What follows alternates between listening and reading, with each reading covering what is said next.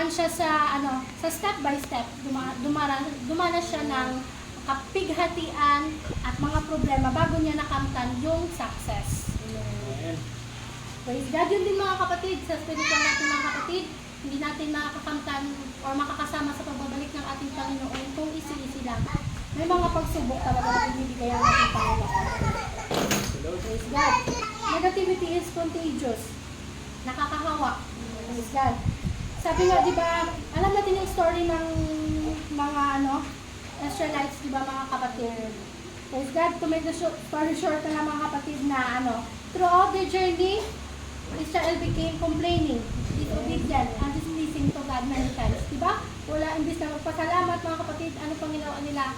Nagreklamo, nag-disobey sa ating Panginoon. Praise God. Sabi nga, tell me who your friends are and I'll tell you who you are. Ito yung mga kapatid na sinasabing, huwag tayong magsama or makihalubilo sa mga, halimbawa, manlilibak, yan, sa mga negative people, negatibong mga tao, mga kapatid. Sabi nga din, di ba nila, same feathers, flock together. Praise God, hindi mo naman ma-enjoy yung company niya, ay hindi ka dyan mananatili sa company niya kung hindi ka nag-enjoy. Praise God, di ba? Kaya, piliin daw natin mga kapatid kung saan tayo sasama, mga kapatid. Yung bang mag-encourage sa atin o mag-discourage, sila ba yung sila ba yung dadalhin natin sa church or tayo yung papawala sa church dahil sa kanila? With negative people, you will gradually become like them. We are influenced by those who spend time with. Yun nga, kanino tayo na-enjoy, kanino tayo yung pinaglalaanan natin ng oras. Yan mga kapatid, magiging isa tayo sa kanila. Sabi nga sa 1 Corinthians 15:33, you will be known by the company you keep. An Italian proverb says, he who lives with wolves rare to hold.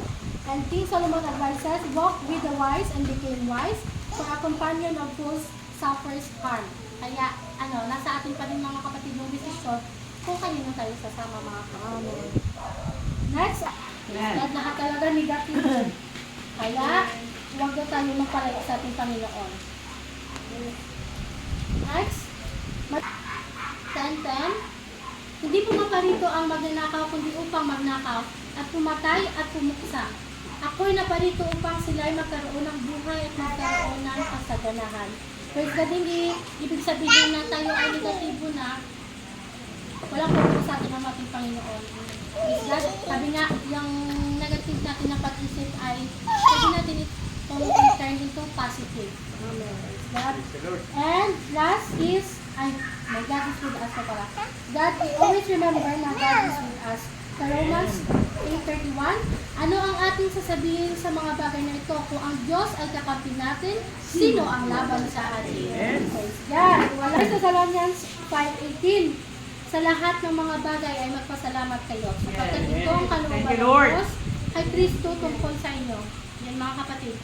In good times and in bad times, give thanks to the Lord. Praise God. Imbis na magreklamo tayo mga kapatid ay magpasalamat tayo mga kapatid sa ating Panginoon. Dahil yun na, tayo yung pinapabayaan ng ating Panginoon. Thank you. Praise God.